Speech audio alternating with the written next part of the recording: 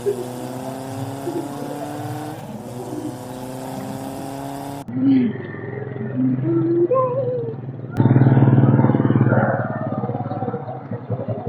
ช้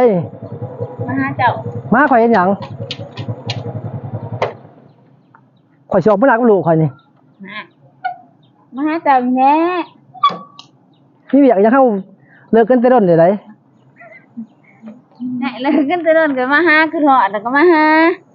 บ่ได้ข่อยก็ได้มีลูกมีเมียใหม่แล้วนี่ห่วยคือว่าสั่นจะจับลูกเขาได้ไปไสข่อยสิออกมื้อหน้ากับลูกข่อย2คนเรื่องของเฮามันจบแต่ต้นได้ไดจะมาเฮ็ดหยังผมหาเจ้าแน่เขาทิ่มข่อยแล้วเจ้าก็ข่อยเป็นคือเก่าไหลบ่เพราะแต่มื้อนั้นเจ้าทิ่มข่อยไปข่อยก็นอนท่าเจ้านั่งท่าเจ้าขี่ก็ยังคิดฮอดเจ้านอนตากพัดลมจนทำข่อยแห้งเจ้าก็บ่มาเรื่องของเฮามันจบกันไปโดนแล้ว